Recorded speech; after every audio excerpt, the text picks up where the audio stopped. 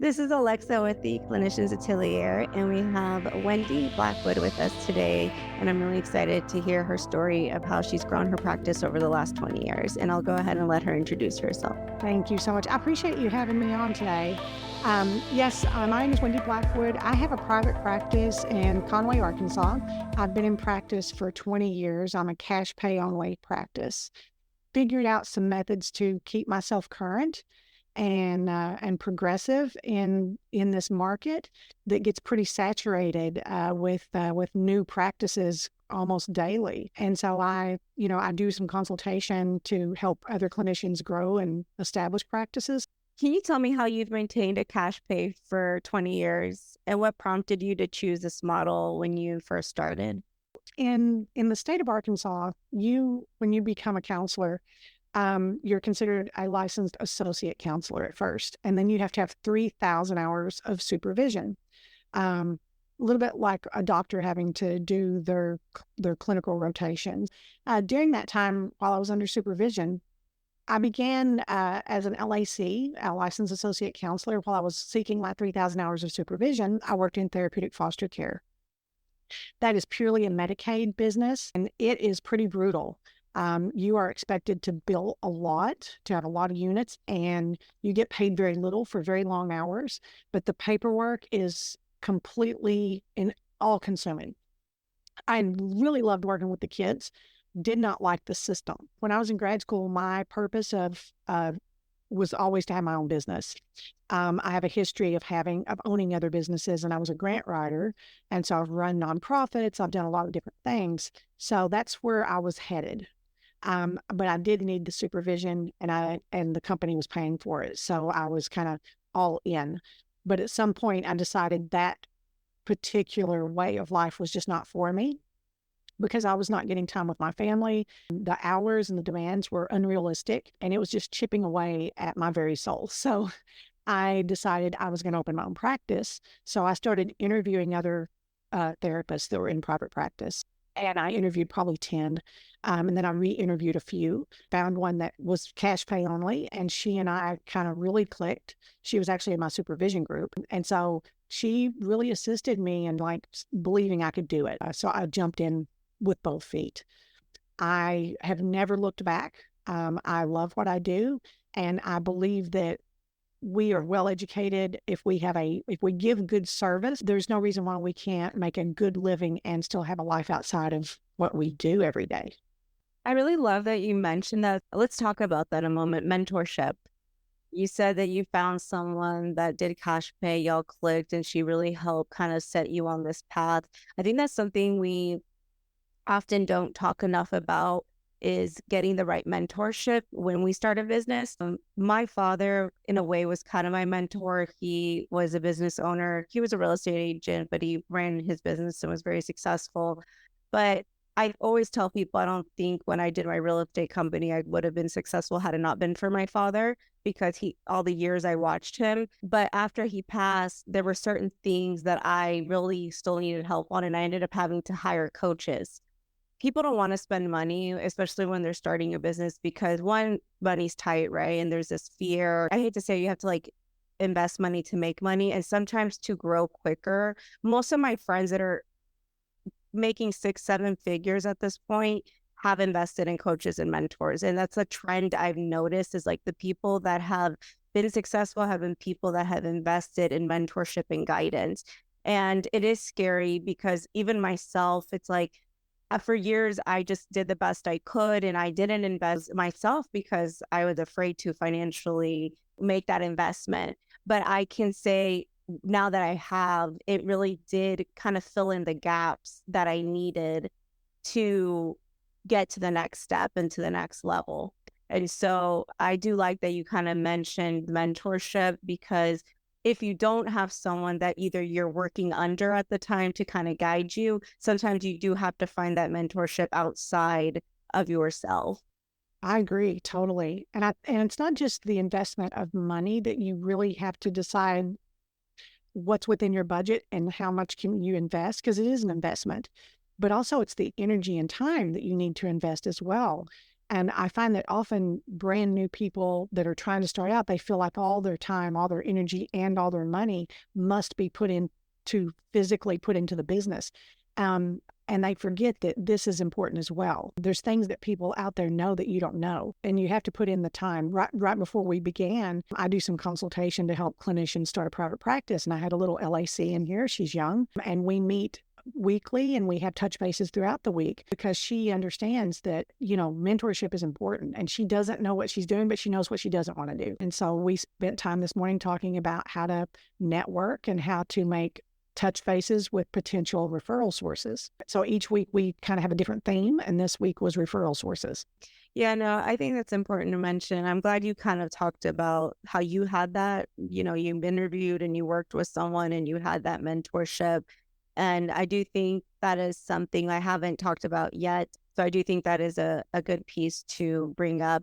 Not everyone obviously has to, but I have seen the value in my own life when I've invested in mentorship. And obviously you have to find the right mentorship for you, someone that aligns with your values. And that's the other thing is people always ask, how do you pick the right mentor? And really it's somebody that's doing what you are wanting to attain and do. You're not going to get a mentor that's in an insurance-based practice when you're trying to do cash pay. That just doesn't make sense. So you need to find someone that aligns with what you're doing. I do love that. When you decided you were going to do cash pay only, how did you start your marketing approach from there? So the first thing that I did is, so the person that I said was kind of assisted in me kind of even talking through opening a cash pay business, she only saw adult women. And so what she found in her practice was there was a gap because she didn't see kids. And a lot of these women would come in, these professional women, and they would discuss their kids a lot. And she was like, maybe the kid needs some counseling. And so she called me up and said, hey, would you mind seeing some of these kids?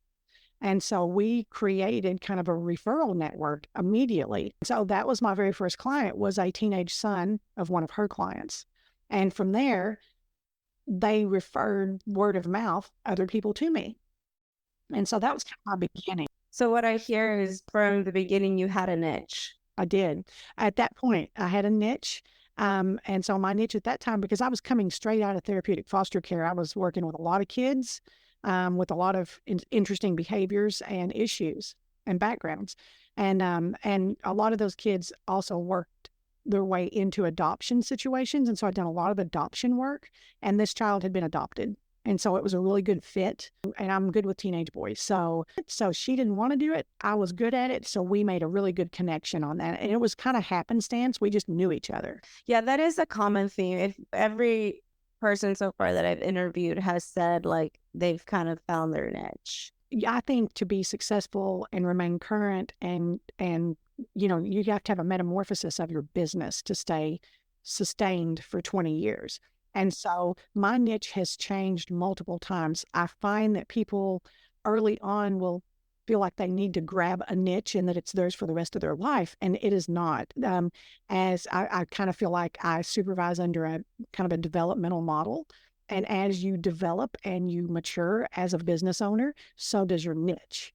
And so as your interests change and as your client needs change. And so I think you have to be flexible and fluid in letting your niche alter and change and let go of a niche to take on a new one at times. I like that. Can you tell me a little more of how that evolved? What did that look like? What did the niches look like for you from when you started to today? Sure. So in the very beginning, I was seeing kids. That was kind of my niche. I was only seeing kids. Well, if you're seeing kids, eventually you're going to end up with some custody battles. And so in having done a lot of therapeutic foster care, I had gone to court a lot. I was really well trained in it. When I opened my doors, I said, you know what? I'm going to contact every single attorney within 50 miles of me. And so I literally sat down, drew a circle on a map, and found all the little towns. And every day I would decide who I'm going to market myself to. And I did a very boots on the ground marketing. I printed up cards, I printed up some little flyers, and I made appointments with the office managers of each of these attorneys. And I went in, and my spiel with them was, my name is Wendy Blackwood. I have a private practice in Conway, Arkansas, and I would love to be able to refer my clients to a really good attorney. What kind of work do you do? And so I had called and asked for 10 minutes with their office manager, and I was offering, how can I help you? And I would visit and I would learn from them and I would ask for business cards. And then they would always say, now tell me what you do again. And then they would ask me for cards. And I would always give them 10 cards. And then I would go back to my car and I made copious notes on everything they said. And then when I returned to my office, I sent them a handwritten thank you note. Thank you for spending time with me. I appreciate it. I hope we can partner up. And then in 2 weeks, I showed up again with a box of brownies or cookies or something for the staff, because those are the people that really run the show. And so I cultivated those relationships. As a counselor, relationships is my superpower. And so I cultivated relationships with all the attorneys. And to this day, I still have relationships with them, even though I'm not doing court work anymore. I progressed. I've done that. I filled up very fast. I was not empty for long, to the point where I had a waiting list. And I had a very lucrative business of giving testimony. I did that for quite a while also seeing other types of clients, of course. And then eventually I found that a lot of my clients had a lot of trauma. So I did a lot of trauma training and I became EMDR certified, and I'm an EMDR consultant. Then I kind of parlayed into working more in that realm. And that sent me into working with a lot of first responders. And so then my niche changed and I see a lot of first responders. I'm on a lot of treatment teams. They refer people to me, and I volunteer also with some of the organizations. You mentioned working with the Arkansas Law Enforcement Assistant Program. How did your partnership come about, and how did it influence your practice's growth and reputation? What was that transition like? So the transition with that was I was working with another mentor. His name is Dr. Henderson. We were just doing a lot of goal setting. I would meet with him once a week, and he called me up one day and said, "Hey, would you like to volunteer with RLEAP, which is Arkansas Law Enforcement Assistance Program? Once a year, they do a critical incident seminar for any first responder that has had a critical incident in the past year, or even in the past, but they target the ones in the year." And so I was like, sure. And so I volunteered, and that's how I got connected with that group of people. And so they refer to me a lot. And so I see a lot of first responders through that. And in those situations, just out of curiosity, especially when you're working directly with the first responders, is that something that, because I'm assuming they're like government, do they help assist with any of their therapy, or are they paying you directly? Some pay me directly. So typically the EAP will pay for their services. It's still cash. They pay. And now in Arkansas, there's a new legislative law that the cities to pay for counseling. They get 10 free sessions. And so I just invoice the city and they pay me. How could a newer therapist implement a similar strategy of partnering with local organizations or programs to build their practice? So I just spoke with my consultee. She's doing a lot of training, a lot of specializing in peri and prenatal and counseling. And so we talked about how she can target that market. So that would be gynecologists, OBGYNs, daycares, anything where women that are pregnant or have recently had a child. Where would you find that person? And so we literally sit down and we come up with a profile. My favorite client would be this age, would have this kind of job, would have this many kids, would have this kind of issues. What keeps them awake at night? Why do they need you? What are they looking for? She was like, I really like working with women that are having difficulties in that area with children. So fertility clinics, that sort of thing. So we sat down and wrote up a script this morning, and we wrote a letter that she can introduce herself to these clinics and request that 10-minute appointment with the office manager. So one thing I want to point out before we keep diving a little deeper is, just in case the listeners aren't picking up, right? I pick up because I work in sales, but when you talk and you've built these relationships, you've really made it about how can I help you? How can I solve your problems? Not, hey, what can you do for me? And you're going to give. And whether you're not going with the expectation of, well, obviously you're going with, hopefully I get something out of this in the future, right? But you're going with, how can I help you? I liked the example of the attorney's office where you went in the 10 minutes, just 10 minutes of your time. Can you tell me more about what it is you offer, find out about them? And then at the end, they give you the opportunity to share what you had to do. And so with that being said, I just wanted to bring that up to listeners. If you're out there and you're thinking boots on the ground, marketing hasn't worked for you, maybe go back and think, how has my conversation sounded or looked like? Am I just going like, hey, I'm a therapist and what can you do for me kind of tone? Or is it, hey, what is it that you offer? How can I bring clients or patients to you versus What can you do for me? I also spoke with her this morning about she kind of likes to work with teens as well, teens and young adults. And so I said, okay, get an appointment with the local doctor's offices, pediatricians, but specifically to talk about teens and adolescents. And so I would walk in and, I would get that appointment with the office manager. And you always want to call and ask for the office manager's name. And then when is the best day to spend time with her when she's not so busy? I just need 10 minutes of her or his or her time. And then it's almost always a Wednesday. And so you schedule and you go in, and the first thing you say is, hi, I'm Wendy Blackwood. I have a private practice, and I really want to make sure that my clients get the best medical care that they can. And I would love to pair up with your clinic and find out what's the best way for me to refer my patients to you. And I get all the information. What insurances do you take? What kind of problems do you solve? Who do you not want to work with? Because I don't want to waste your time sending an inappropriate referral. And what's the best way for me to refer? Do you have a form? Do you want my patient to call? Do you want me to call? What's the best way for me to get them to you? And then they give me all that information really quickly because they have it at the top of their mind. And then I ask them, so how many doctors do you have working here? What do they specialize in? How many nurses, nurse practitioners? How many staff members do you have? There's a reason I'm asking all these questions.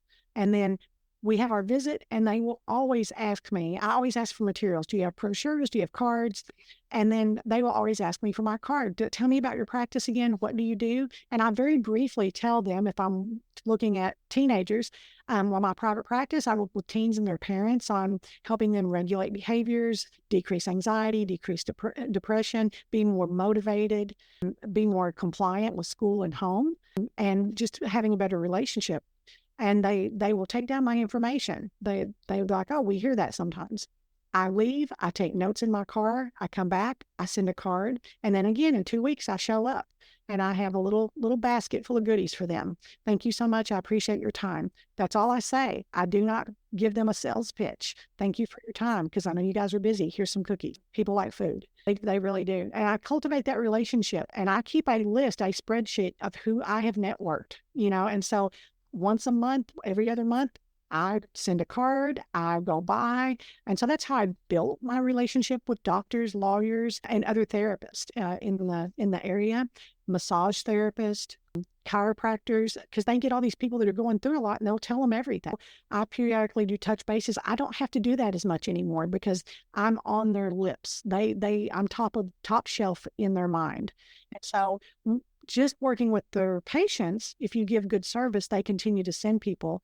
But eventually you get such a relationship that you're getting the doctor's family members. You're getting the lawyer's cousin. They trust you. It's all about building trust. And once they trust you, that networking it spreads. It's like wildfire. And so you throw that little pebble and then there's a ripple effect. What does your follow-up look like after, I heard you go first meeting, the follow-up, sending the goodie bag or taking the brownies. Do you have a third, fourth, or fifth touch point? What do those look like? So the probably the third time would be a couple of months later. And I would go by, and typically I go by on a Friday, and I take some goodies and I just go into the office area and I just say, hey, I just want to say happy Friday to you guys. You made it. I brought you guys some goodies. And also I brought a few extra cards. I understand you guys were running low. And I take 10 cards. That's it, just 10. And so they remember me because those front desk people are the people running the show. You don't court the doctor. You don't court the lawyer. You're courting that front desk person that they yell at and say, get this person information. And if I'm the person that they know, I'm the person they go to. It's the same thing at the universities. We have 3 universities in this town. And so I go to the counseling center at the universities and I court them. I make sure that my name is the one they remember. I love that. That's so good. I love this. I'm like, you're really good at sales. You make me proud. Not everyone is. I could tell you're a natural at it. Like I can tell like the sales already runs through your blood. Well, and the thing is in grad school for counseling, they teach you no business skills, 0 business skills. They assume that you're going to work with an agency for your entire life. And when my new little babies come out into the world wanting to do private practice, the first thing I tell them is that you run the whole show. Like here at my office, I'm a solo practice. I say I'm a solo practice. I just took on an associate because I'm actually overwhelmed and trying to downscale. So I'm bringing on an associate that I trust because I trained him. I am the plumber here. I am the marketing person. I am the accountant. Now, with that being said, as my practice grew, I have two accountants. I have a financial advisor. I have a virtual assistant. I used to have a full-time assistant here, but I don't really do that anymore. And so I do have other things as I grew. But in the beginning, you wear all the hats. And if you're not really good at taking off one hat and putting on another, because we're really comfortable doing the counseling, we're not comfortable doing the business part. And one of the things I find is that counselors are not good discussing money. And so that's one of the things we talk about is how do you shift from counselor to CEO? Because you have to be the chief executive officer of your world, and you got to do it with a robustness. You have to own it. And I don't think it's just therapists and doctors. I think it's really any business owner. I know I struggled with that in the beginning, right? It's uncomfortable. I remember I kind of hated talking about getting paid. It was easy to send an email, but then in person, it was like, like eventually I just started putting my pricing on my website. Like, this is what I charge. Cause I also got tired of taking these calls that were just, do you make a $200-300 website? I'm like, no, I don't. Sorry. It was just, I was tired of just taking calls that just weren't in line with what I offered. So for me, it was just also a transparency of just like, this is what I offer. If you feel like this is in line and this is within your budget, let's have a conversation.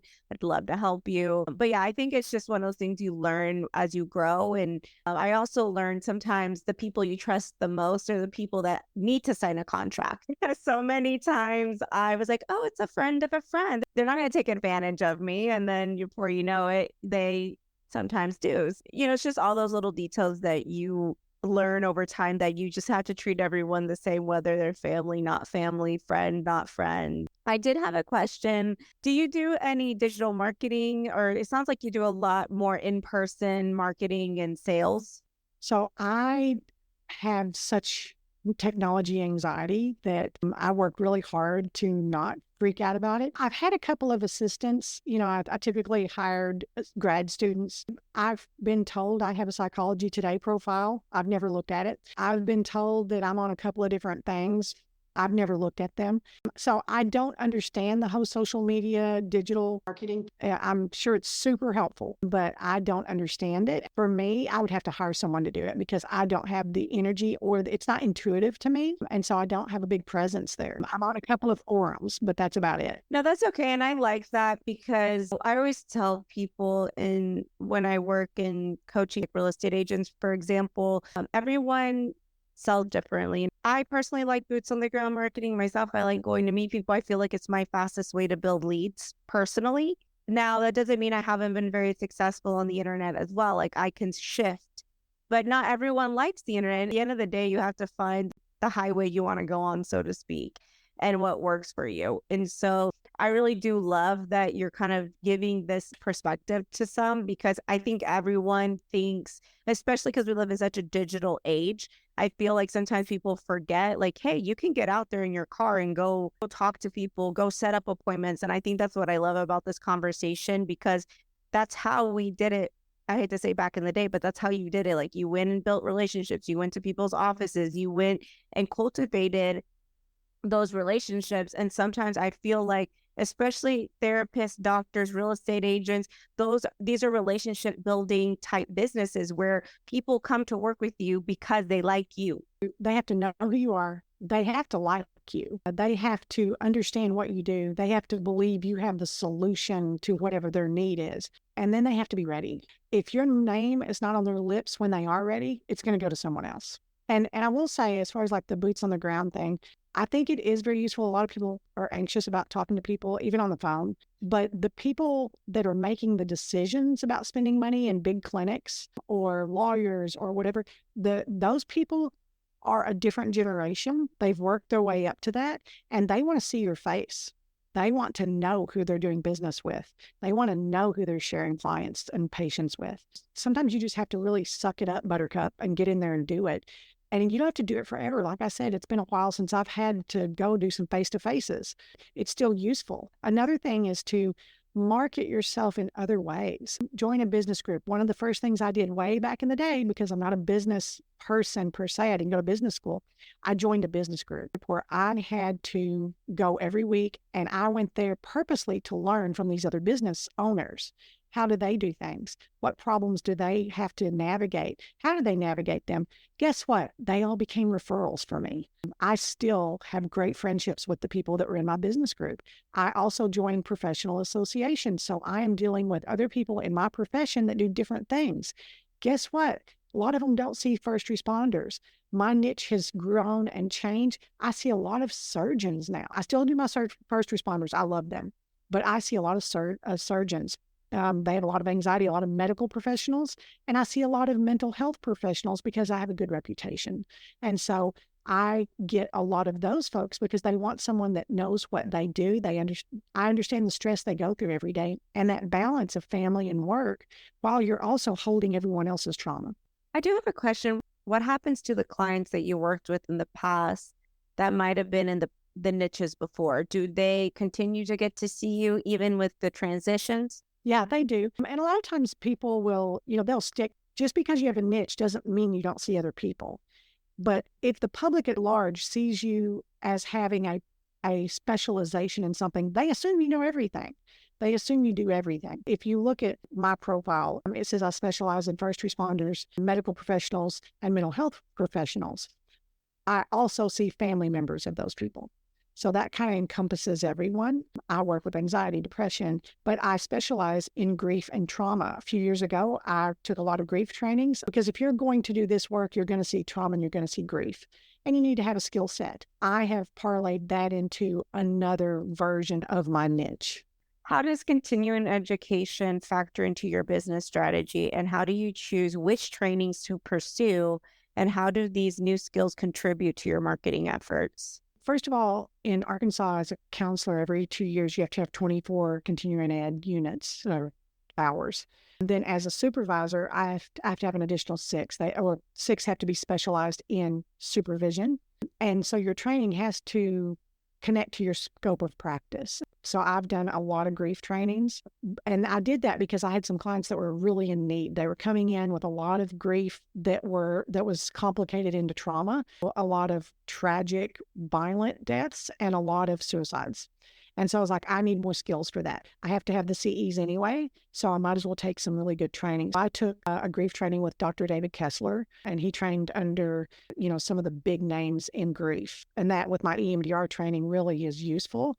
I only take trainings that I find interesting and that I think is going to help at least one client that I have. Like typically it's something I'm like, I need more on that. And so I don't waste time. I do spend money. Trainings are not cheap. You can get free ones, but that doesn't mean they're good. And so I only give my time, my energy, my money to the ones that I think are useful to my current or future clients.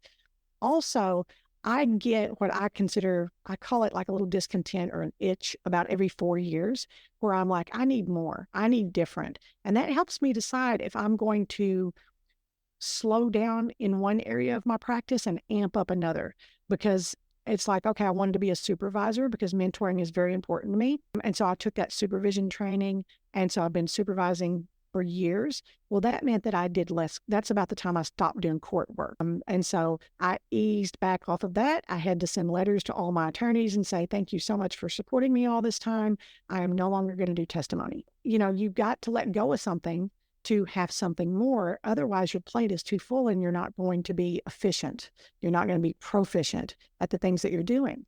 As you're speaking about this, and this is something I've always kind of said in general, as a business owner, you have to learn to always evolve, to not only stay current, but just so you keep making money. Because I do run 2 companies. I have a real estate brokerage, and then I also have my branding agency. But with that being said, when I launched the Clinicians Atelier, it was because, like you said something important earlier, you need to identify the needs of what your clients need. So I was like, well, why don't I create and launch a product for do-it-yourself? because I keep losing people to these products and I know cash pay, I know the models. Why don't I create something for this niche? And so that's where this was born. But with that being said, this year I've had to put the real estate on the back burner. I can't dedicate those hours to real estate. Like, I've had to do fully the branding agency this year and the design agency. Like you saying it, I identify because like that's kind of where I'm at. As you either grow or scale back, it's important to really assess. I think you have to assess periodically. And I assess probably every year. How's my year going? Business had to evolve, which meant my mindset had to evolve. That there in itself kind of sums up entrepreneurship in itself. Your mindset constantly evolves.